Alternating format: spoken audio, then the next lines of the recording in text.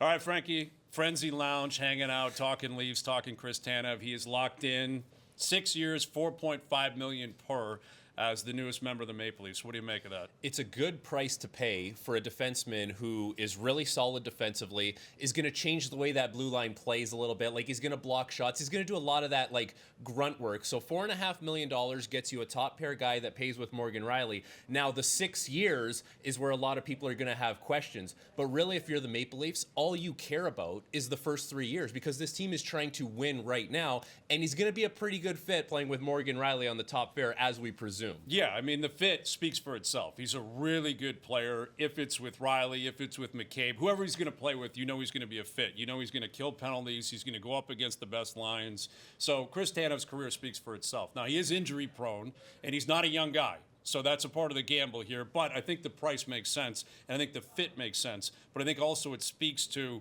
they're running it back here. They're trying to augment what they have. And you speak to that pressure. I mean, Shanahan, even Treliving's only been here for a year. Berube hasn't coached a game. They all understand this. You got Matthews for 4 more years. That's kind of your window. Tanev's going to try to fit into that. I'm not sure if it's going to work. They need more than this, but I don't think there's any doubting that Tanev makes them a better player and a better team. Well, and the thing about the 6 years, and you mentioned it, like, you're trying to win now. You have Matthews. You have this window.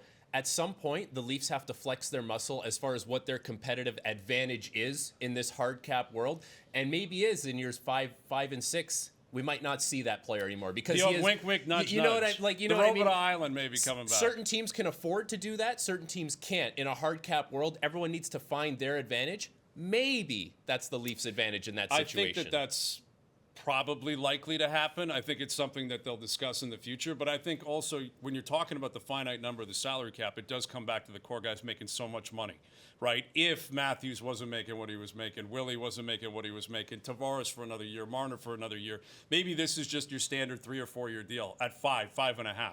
But to your point, they don't have that luxury because they got really good players who make a lot of money, and the pressure is going to be on because the Leafs are improved today with Tanev on this team. I think Berube is certainly going to be a fit in terms of the way Tanev plays.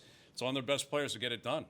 And the other thing now, for Morgan Rielly, we should see the best version that we have ever seen from Morgan Rielly. Because if this is the guy that he plays with, he's going to get a facilitator. He's going to get someone who's stable. This is not going to be the Liljegren's, Labushkin's, TJ Brody's towards the end of his tenure there. Like, this is going to be the best D partner that Morgan Rielly would have had a chance to play with in a long time. Even you go back to Ron Hainsey, you look at TJ Brody, really good players, left-handed shots. Made it a little bit awkward. That has been eradicated if Tanev's going to play with Rielly. I think Leaf fans have been waiting for that for a long time. I think you're going to see that come the fall. Chris Tanev locking in with the Leafs. It sounds like Oliver Ekman-Larsson could be a part of the program here in Toronto as well. We'll see what else the Leafs have up their sleeves as the day goes on.